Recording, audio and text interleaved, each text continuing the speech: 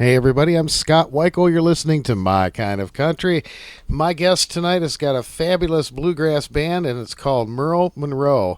What a great name. You just can't beat that. They've got a debut album called Back to the Country. Some great songs on there, and the song that's already been number one on the independent music charts and the Roots Music Report, and really taken off and getting a lot of attention for them. And I've got one of the members of the group here with me today to talk about their music and their career. It's my honor to welcome Tim Raybon to My Kind of Country. Tim, how are you tonight? Scott, I'm doing great. Thank you so much. I appreciate it. Well, it's an honor to have you on the show, and of course, for folks that don't know, you have a famous brother in the business also, and you have had a lot of great songs of your own, including Butterfly Kisses. And so, give me a little bit of your history. Oh well, yeah, Marty is the lead singer of the supergroup country band Shenandoah, and then after he was with them, I don't know, 15 years, I guess. He left them, and then he and I started the Raybon Brothers, and I was a demo singer in Nashville at the time, and the producer who produced Brooks and Dunn and the Mavericks, Shenandoah, Wade Hayes, and a lot of other folks, he came to us and said, "Listen, we would love to team you guys up as another duo act," and so that's what happened. We wound up cutting Butterfly Kisses and The Way She's Looking. And then we had a fairly successful song with Olivia Newton-John called Fallin', the old LeBlanc and Carr pop song of the 70s. We had a single with her, and that was a lot of fun. Oh, yeah. And then, just through time and, different careers and different ways of going, Marty went his way and I went my way, and he went into bluegrass and then right back into country. Then I remained I went back into writing and doing demos for a lot of folks in town, a lot of writers, and then I formed this new band called Merle Monroe, and it's just taken off hot and heavy. We're just so tickled by it. Absolutely. How did you? I think I already know the answer, but how did you come up with the name for this? It's funny, Scott, because we get called Merle Norman. Called Merle Monroe. I mean, we get called everything. The best one we ever got called was Marilyn Manson. I don't know how that came up, but anyway. But no, we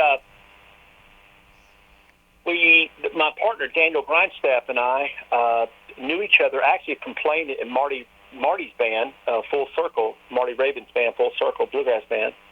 That's how we met about 12, 13 years ago. And we just had a common bond of music that we loved. And Haggard, obviously, Merle Haggard was one of them. And yet we played bluegrass. But if you were to go to any bluegrass show today, there's about a 99% chance, whatever band it is, it doesn't really matter what band it is, somebody's going to play some Merle Haggard music with their bluegrass music.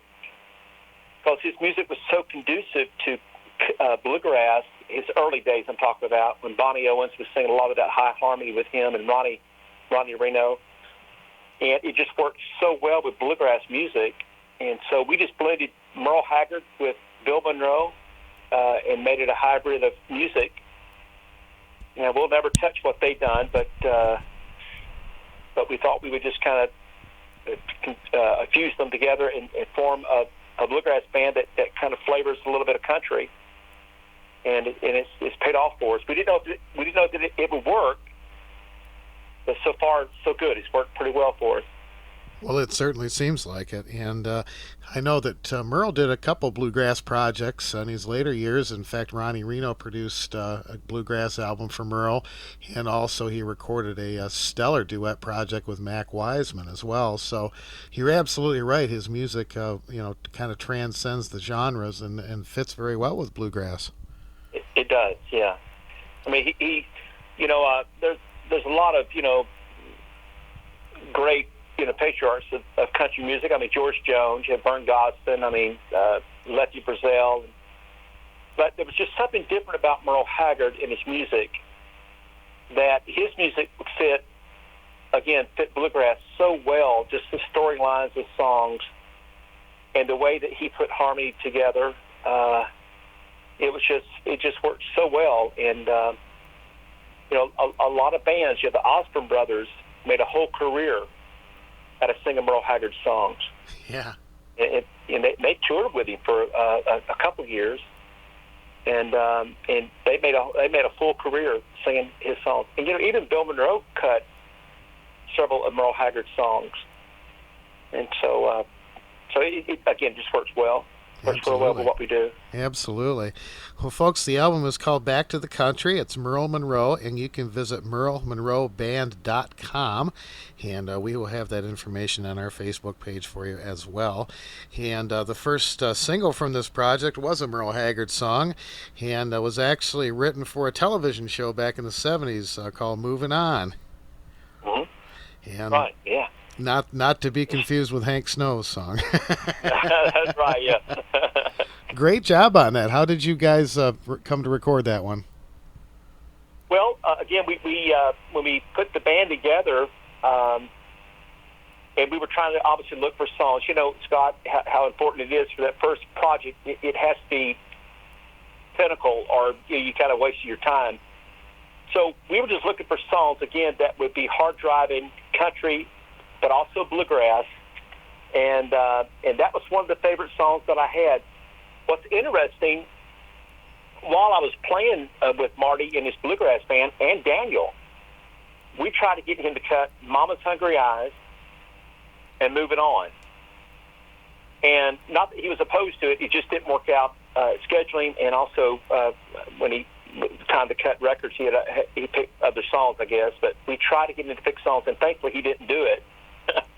So, but we came up with it. It's just, again, it fits a really good bluegrass drive, and yet it's straight country too. The vocals are just like Merle Haggard, basically, and so we had a lot of fun with it. I love it, and there's a great video for that, folks. You can check out on YouTube as well. And you mentioned Mama's Hungry Eyes, which you also did on there. And a gentleman I haven't heard his name for a long time wrote one of the songs on here. Skip Ewing wrote the song called Dad. Yeah. What a great songwriter he is. I haven't heard anything from Skip for a long time, so it was real good to see his name on this project. Yeah, I've been a Skip Ewing fan for a lot of years. And that song, I probably heard that song, Scott, probably 30 years ago. And or maybe longer than that, I don't know, but at least 30 years ago. And I always loved it. It always reminded me of mine and Marty's dad. There's a line of that song says, catching frogs and fishing off the pier. Well, where we're from, near Orlando, there's a lake down there called Lake Monroe. Okay. And there is about a 3-mile pier where our daddy would take us fishing when we were little boys, and we had another brother, Rick, and then 2 sisters, and he would take us all fishing. Now we had cane poles. He couldn't afford reeling rods. It was just all cane poles, and we didn't know any different. But we'd catch brim or crappie or whatever we could catch down there. But that song reminded me so much of my dad, and of course my dad's long gone from this world, but I sure could use his advice sometimes, and that song alludes to that, and so it's just a beautiful song. But matter of fact, when I cut that song, I was cutting it with a guy named Mike Rogers. You may know Mike, but Mike has traveled in the country field a lot, drummer for, several people. But I cut that at his house, and his dad had just died about 6 or 7 months before then, and he and I both were in that studio crying the whole time I was cutting the song. Yeah, it was a very it was a very touching song to me as well. I lost my dad 20 years ago, and it was a very touching song to me as well. So that's when you've got something great, when it's when it affects other people's lives, and the songs on this album can be applied to to just about anyone's lives. Yeah, we've had a lot of people email us that, male and female, by the way, mostly male, but a lot of females too, about that song and how that song touched them, and how they just loved their dad, and how it reminded them of their relationship with their dad. And so we're we're blessed to have something like that. Absolutely, absolutely. I had to dig back in my archives to listen to the original version of this song because I had actually forgotten about it, and you guys came up with a very unusual Roger Miller song on this project. Yeah, that's one. We had about half the record cut, and I was coming back home, and I'm a huge Roger Miller fan. What I loved about Roger Miller was his wit. He was very witty. Matter of fact, he was. I heard a story one time that he and Johnny Cash were driving somewhere late in the night. They were driving. Johnny Cash was driving, and all of a sudden, Roger Miller says, "Johnny, stop the car! Stop the car!" And he had a pencil and a piece of paper in his hand, and he got out and he started walking the opposite way of the way that they were going. And Johnny Cash said, he hollers out, he says, "Roger, where in the world are you going?" And Roger says, "Johnny, I'm writing a song and you can't come." just so witty and awkward, but in a good way. I write the song and you can't come. So I love it. Yeah. I had an opportunity to meet him one time. You asked the obligatory, how you doing? And of course, most of us says, "I'm doing good" or whatever. And he looked at me and he said, "Well, I'm hovering a little above the weather." That was perfect. For what I understood, I don't want to belabor this, but what I understood, he wouldn't co-write with many people. Matter of fact, the only song, and I may be wrong, and I probably am, but the only song I remember that I heard that he co-write was with George Jones' "Tall, Tall Trees." Yeah. Now, I may be wrong, but I know he did co-write a lot with people. No, not a lot. He did co-write a song with Merle Haggard too that they recorded together, and it was actually unreleased. Friends? Yeah, and Friends, yeah. Since put it out, but yeah, absolutely. But again, just one more funny story about Roger Miller. Said that he was at a party in Nashville, and it was obviously a artist party, I guess, and a bunch of songwriters were there. And the songwriter comes up to him and says, "Roger," he said, "I would love to sit down and write a song with you." He said, "Would you ever consider that?" And Roger Miller, in his wit, told the guy, he says, "Son, let me ask you a question." He said, "Did Picasso ever have a co-painter?" I love it. Walked away. He said no. So anyway, he was just a very witty guy. But yeah, this town, obviously we do it very different than what he did it. But again, it just felt really good to speed it up. Yeah, it's well with harmony like we have it. It's a great song. I've got to admit, I didn't remember the song, and I went back and found it on one of his old albums. And man, I'll tell you, it's a great song. It's good that you brought that back again. There's so many great gems in country music from over the years that were lost on albums, and it's so great when someone finds something like that and brings it back because it gives it a whole new life. And they're good songs. Good music has no expiration date. It does. You're right, Scott. Yeah. Well, and to that point, the song "Back Where It's At," that's the first song that we picked out, and that's an old Johnny Bond song that he wrote, and George Hamilton IV had it out in like 1971 or 72. It actually did pretty well for him, but it's more of an obscure song. Most people don't know the song. But I found it looking for songs, and I found it. I told Daniel, I said, "This is what we have to record this song," and it's one of the first songs that we found and cut. Wow. Bobby Bond's song, not Johnny Bond's. I think Bobby Bond's wrote it, and we cut it. That's great. That's really great. Well, you also wrote a lion's share of the songs on here, including a song that I really like called "Singing Crazy Like Patsy Cline." Yeah.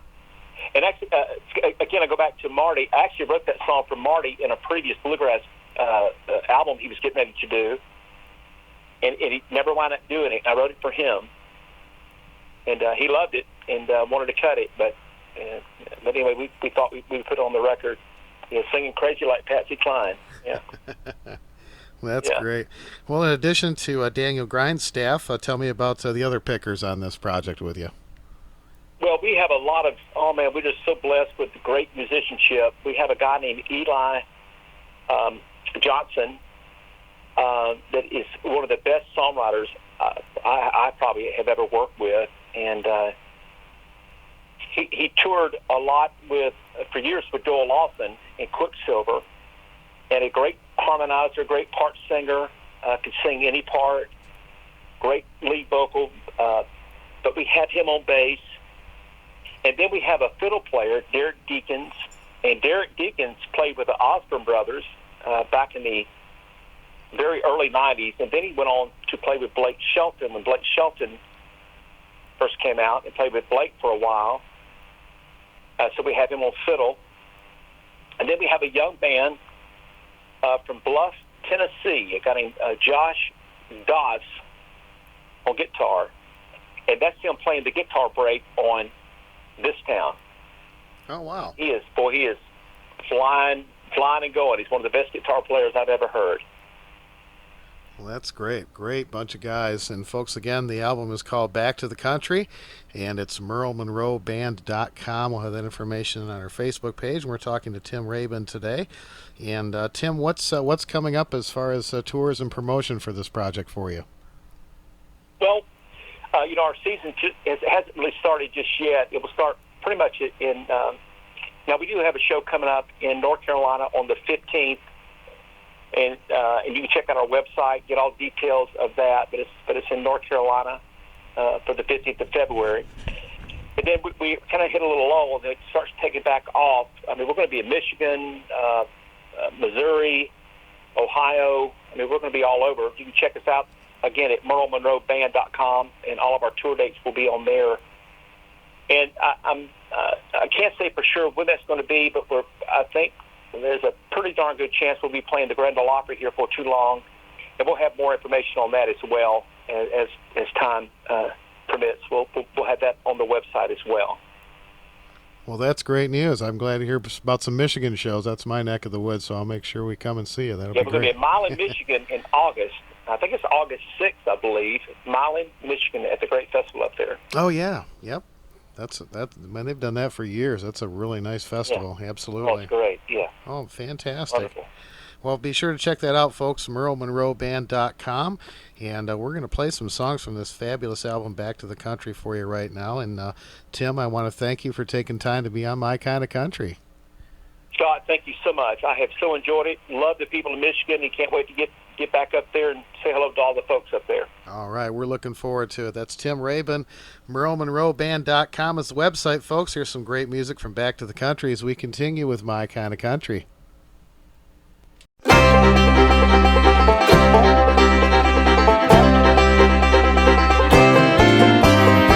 Big wheels rolling, moving on. Big wheels rolling, gotta keep them going. Big wheels rolling, moving on. The white line is a lifeline to the nation, and men like Will and Sonny make it move. Living like a gypsy, always on the go, and doing what they best know how to do. Jamming gears, it's got to be a fever, 'cause men become addicted to the grind. It takes a special breed, be a truck driving man, with a steady hand to pull that load behind. Big wheels rolling, moving on. Big wheels rolling, gotta keep them going. Big wheels rolling, moving on.